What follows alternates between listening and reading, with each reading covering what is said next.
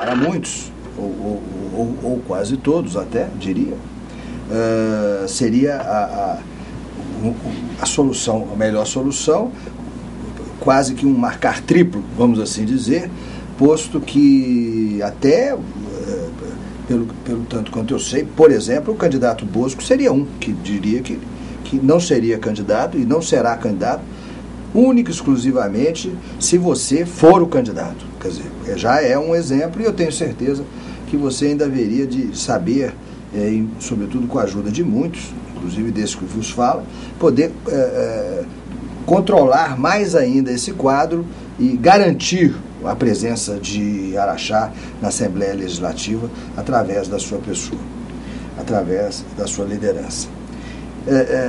Posto isso não te motiva, quer dizer, mesmo que não seja a sua prioridade de vida, ou que não se sinta realmente feliz ou plenamente feliz, porque política você gosta, também não seria um sacrifício tão grande assim, mas que você visse, mas não é isso que eu quero, você não acha que é aquilo que a gente chama assim por sacrifício, né? Sob a bandeira da cidade, em prol da cidade, em prol do momento do município. Você não acha que era o caso de você ser a grande solução desse processo? Olavinho, às vezes você decide por uma candidatura por apenas um motivo, que é a questão de aceitação eleitoral. E você não observa o que está acontecendo ao lado. É normal você aceitar uma candidatura por um único motivo. Como quando você ganha uma eleição, você acha que tudo correu bem e você esquece dos fatores externos. Quando você perde a eleição, você começa a analisar por que você perdeu a eleição. Quais foram os fatores que influenciaram nessa derrota. Assim como quando você decide a não ser candidato, né, você faz uma análise mais ampla. Eu te diria que alguns fatores contribuíram para a minha decisão de não postular uma eleição para deputado estadual. Fico até extremamente envaidecido, fico até muito feliz interiormente, de saber que a minha população, a minha cidade, independente de eu dizer que era candidato, já tinha adotado uma posição favorável a uma pretensão. Mas tudo tem o seu tempo. O ambiente político hoje, criado em Araxá, pós-eleição de 2008, foi um ambiente que, de certa forma, a gente não esperava que acontecesse. Nós governamos Araxá durante 8 anos de maneira pacífica, procurando ouvir toda a comunidade, respeitando as pessoas, respeitando os segmentos organizados, tratando a imprensa de modo igual, sem qualquer distinção. E a gente esperava que esse aprendizado pudesse, de certa forma, perpetuar a bem do município e não a proveito pessoal meu. O que nós vimos? Nós vimos um quadro conturbado politicamente, que ainda se desenha conturbado, e o qual a gente não encontrou um ambiente favorável para poder ser esse aglutinador de forças. É muito fácil um pré-postulante dizer, olha, se o Toninho for candidato eu abro mão.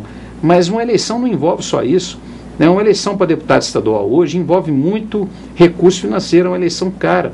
Você sabe o que eu estou dizendo, é uma eleição cara. Nós temos hoje uma situação política de Araxá que o prefeito não tem relação política com esse prefeito. E você sabe que isso é uma coisa unilateral, porque eu sou uma pessoa de paz, eu quero o bem da minha cidade e sei conviver com os opostos. Nós temos uma situação de Estado, em que eu devo uma fineza política para o atual governador, que é o governador Aécio Neves, como tem uma relação de 20 anos com um dos possíveis candidatos, que é o ministro Hélio Costa. E eu tenho também uma opção profissional, que eu não posso abrir mão dela agora, até pela minha idade, eu estou com 46 anos, preciso, de certa forma, dar uma reciclada profissional. Questão familiar, 16 anos praticamente ausente. Então você vai somando esses fatores e você tem que tomar uma decisão pela razão e não pela emoção.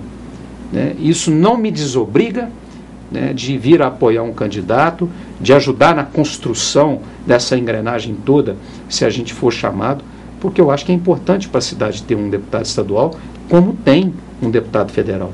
Eu não vou te dizer que eu não vou ser mais candidato. Lógico, eu tenho uma trajetória política pela frente.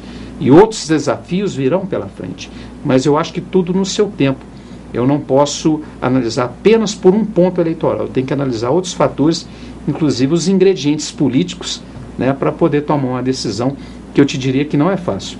Né? Eu perdi algumas noites de sono para chegar à conclusão de que eu não deveria participar do processo esse ano.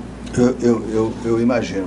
Nós vamos entrar, evidentemente, você que está em casa, está esperando por isso, eu também, todo mundo, melhor nesse departamento que diz as relações com o atual prefeito, que eu também fui, assim, até hoje eu estou sem entender, né, por que ele... Aliás, entender eu entendo, eu não compreendo, mas, enfim, aquela situação, quer dizer, para um político, a lição número 1, né, é ter um relacionamento maduro, profissional, né, porque não é coisa pessoal, você não pode botar o seu humor à frente dos interesses da cidade, né?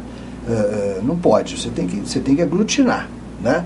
Acho que Juscelino se fez o maior estadista de todos os tempos, que ele adorava trazer a oposição para o lado dele. Ele adorava conquistar as pessoas. Né? Você mesmo se mostrou. Tancredo Neves dizia que preferia uma boa convivência, um bom acordo, do que a ideia e a ilusão de querer estar destruindo as pessoas. Isso foi dito por ele. Foi um dos defensores da democracia. Enriqueço sua tese, lembrando o mesmo nome, saudoso Tancredo, autor da frase que dizia que política se faz construindo pontes, não levantando muros. Né?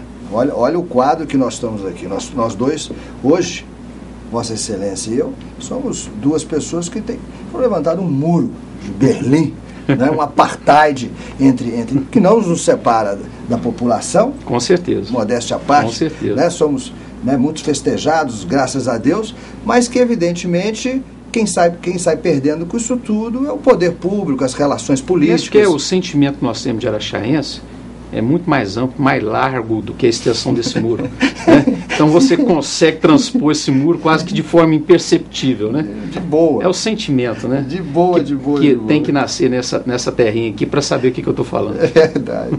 Deixa eu te falar uma coisa. Nós vamos tratar esse departamento no segundo bloco, mas vamos encerrar esse primeiro.